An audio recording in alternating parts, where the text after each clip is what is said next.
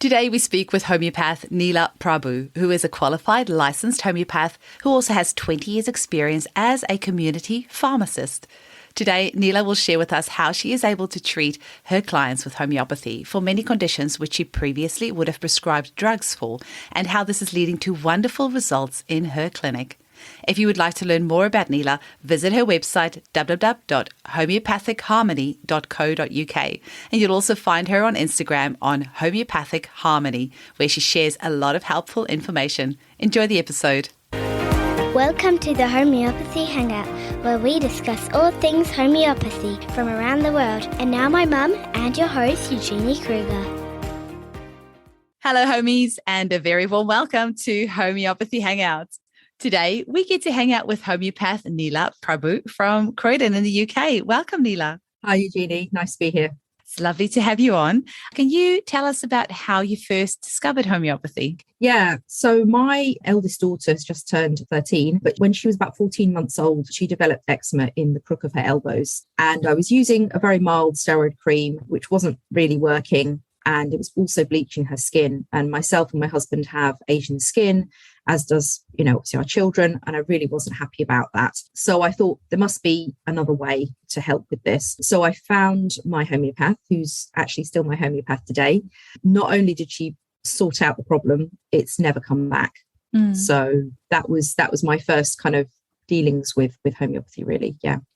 That's amazing. And you actually have a background as a pharmacist. So tell us about how you made that leap. And what was that like working as a pharmacist, and then how that differs with your life now as a homeopath? Yeah. So I spent almost 20 years being a community pharmacist. So, your local pharmacy store, that was me handing out lots of drugs to lots of people. And I initially went into it thinking, well, I want to help people. I want to give them the drugs. They're going to get better.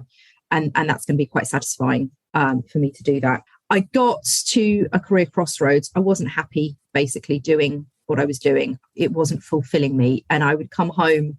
I was only working part-time as well. I would come home on my one full day, a Friday, and just either have loads of chocolate or alcohol or, rubbish food or cry. And I thought, actually, it took me far too long to realize that this is not just a bad day, a bad week, or a bad month. This is a bad career. Something needs to change.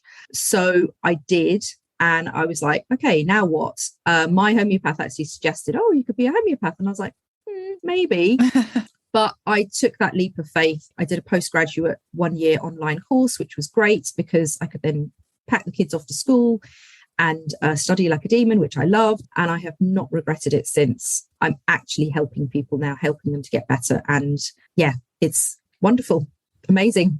That's amazing. I have a client who's a pharmacist, and I have just managed to convince her to become a homeopath as well. So I think you make great homeopaths also because, and we chatted about this in a podcast with Barbara Roberts, who's a Kiwi who also is a pharmacist and homeopath. But often clients come to see us and they are on all sorts of different drugs. So for you actually knowing those drugs and side effects, and you can actually very clearly when you take that case know, is that actually a side effect of the drug that this client is experiencing, this symptom that they're having, or is this actually a symptom that is unique to them, or is it part of the drug? So absolutely. And I think, no disrespect to any other homeopaths, but a lot of my clients feel that I have a sense of kudos or gravitas because of my history of being a pharmacist. And they don't realize that actually most homeopaths have trained for many years to be a homeopath. But I don't need to look up in a book what drug they're taking and what dosage and why. I know the protocols, they're in my head. I also know why the doctors prescribe them drug A and not drug B,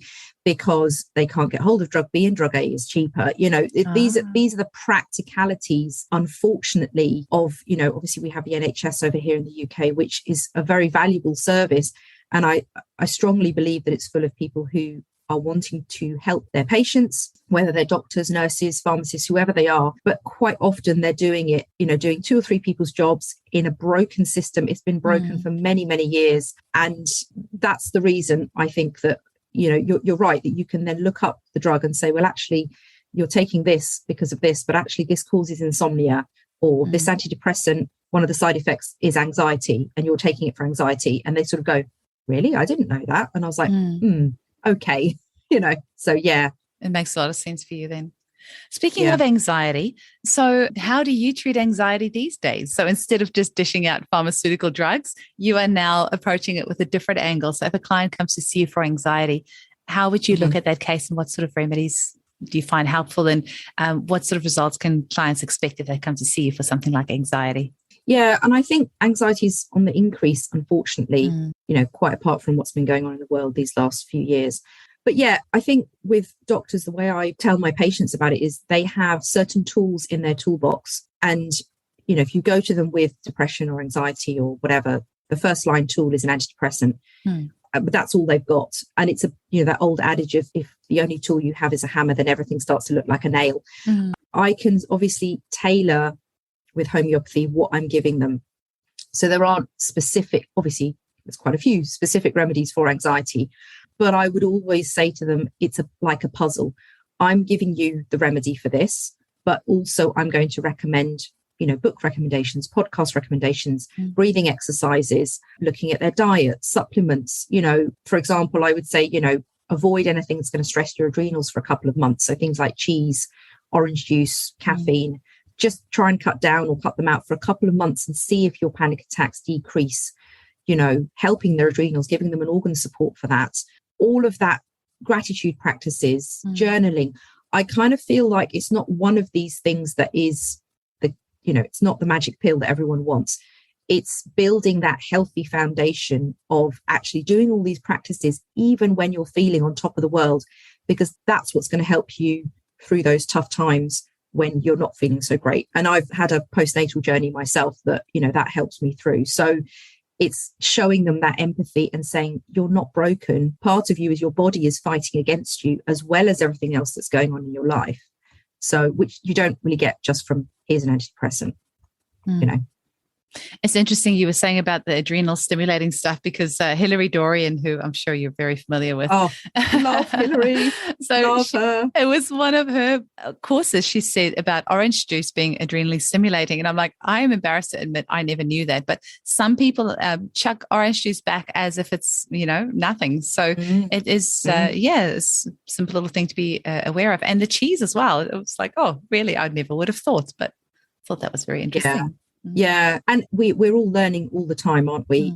Red and sort of orangey fruits, apparently. So again, strawberries, for example, I've heard can be adrenally stimulating. So it's not, oh, right, I'm going to blanket cut out gluten, or I'm going to blanket cut out sugar. It's like, well, actually it needs to be tailored, individualized, as homeopathy is, to that patient and that patient's lifestyle. Absolutely. And something else that I know you treat very successfully in your clinic is UTIs, urinary tract infections. And I can just kind of see in front of me Neela from, 20 years ago, prescribing loads of antibiotics for UTIs as people came in. And I'm guessing that your approach looks a little bit different these days. Yeah, absolutely. I've got two girls, both my children are girls, and, experience with them, as well as I had a lady, the case is on my website, who had chronic urinary tract infections for 18 months before coming to see me, and they would arrive on day 3 of her period. So you can imagine she was like, oh, thanks very much, Mother Nature. Wow. I've got my period and I've got a urinary tract infection. And actually, she obviously had been through lots of antibiotics and she was getting frustrated. So she found me and I treated her from July until just about 8 months, just over. And then, she wasn't really suffering anymore. So we stopped treatment, and she didn't suffer with one whilst she was with me. And touch wood, as far as I know, she hasn't suffered with one since. What came through was not just the physical, this is painful, I'm not suffering anymore. What she relayed to me afterwards was the mental weight that had been on her. So if she would start to feel the symptoms on a Thursday or a Friday, she would think, oh my God, have I got time to call the doctor? Can I get an appointment? Can I get an antibiotic in time for the weekend? All of that pressure, that mental pressure. She said, it's just like a weight has been lifted, from my shoulders. And I thought, well, yeah, that was kind of hidden. She almost wasn't aware of it until it was taken away. And she had a very eloquent way of speaking. She would say, oh, it all feels normal down there now, because she had this odd sensation. So for me, yes, she wasn't suffering urinary tract infections anymore, but this sensation was still there. And I'm like, we need to get rid of this sensation. And we did. So, yeah. That's amazing.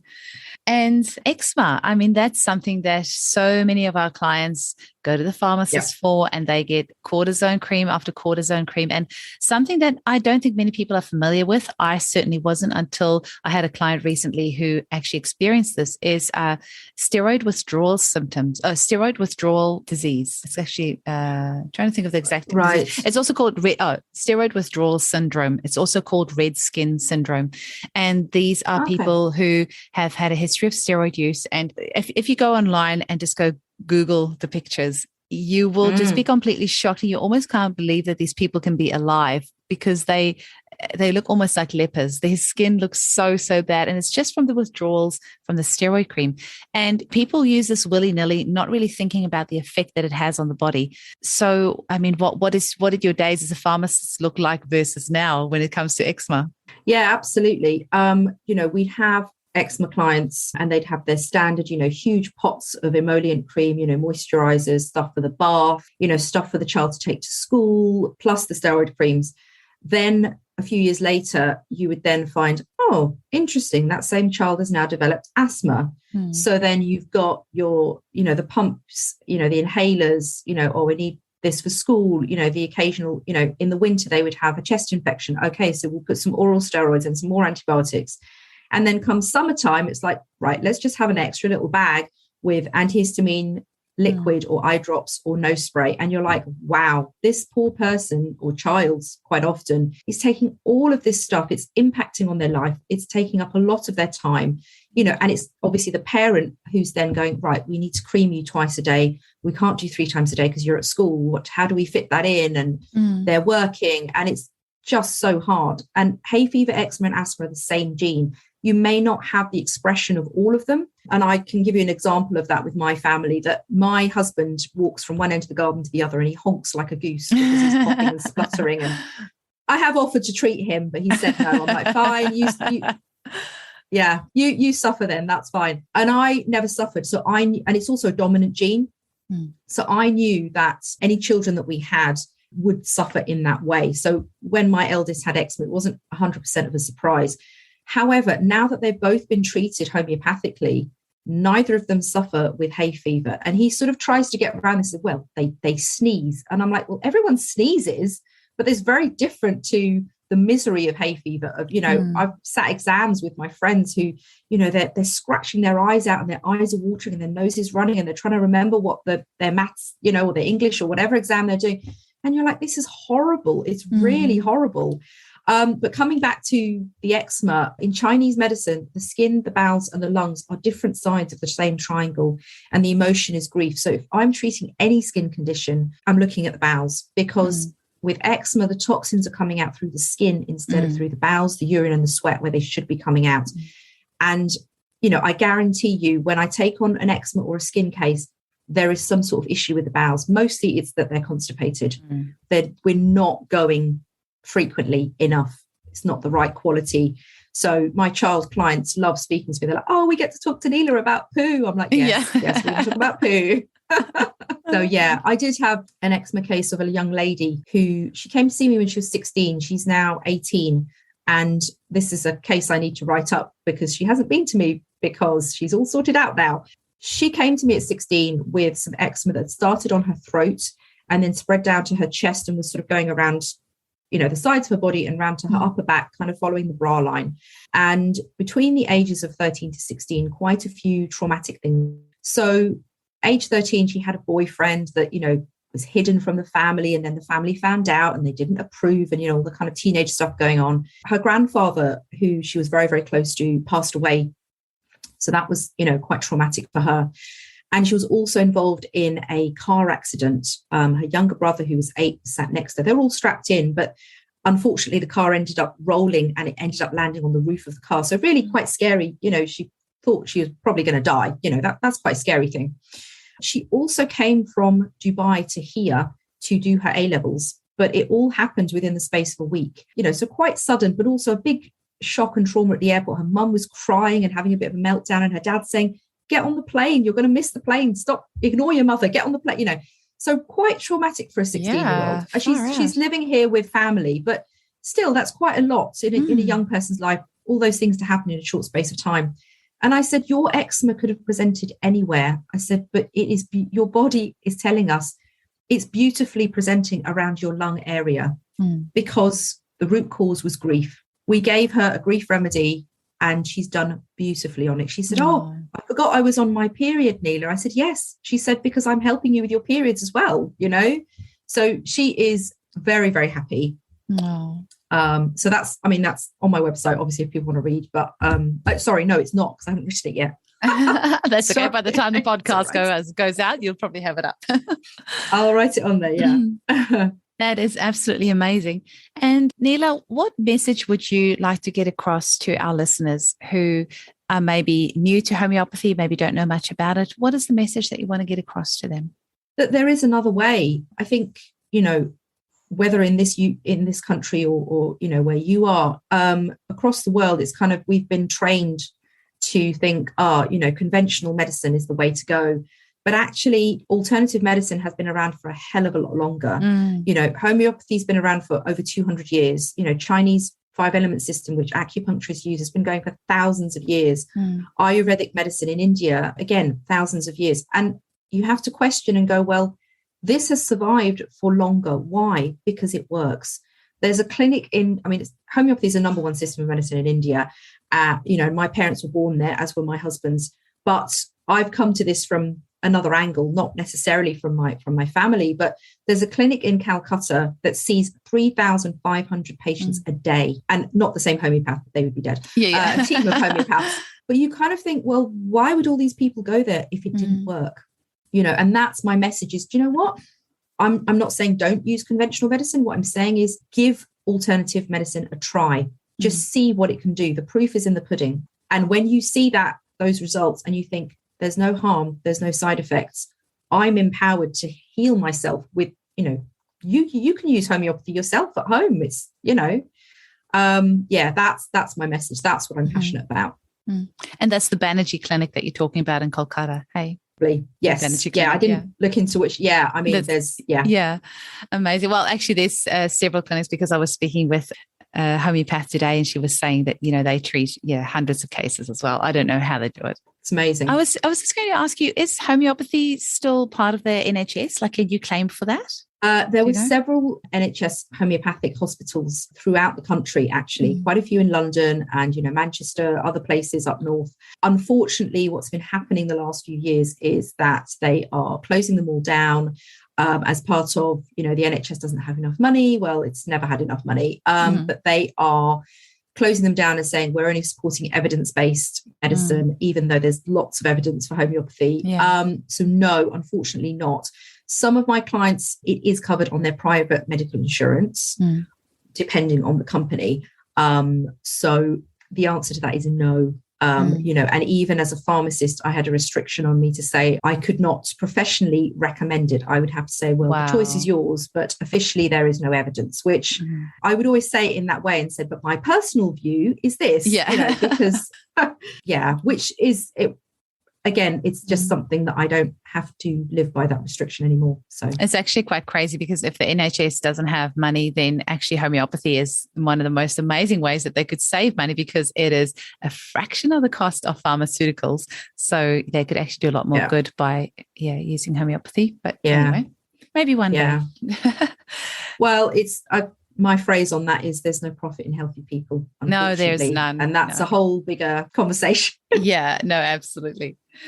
So Neela, for a little bit of fun at the end, what are your 3 favorite homeopathic remedies and why? Oh, this is such a hard one, Eugenie. I'm sure most homeopaths will be like, only 3. All of them. I think I just ask it because I love to see them squeal, like trying to decide it. Just 3.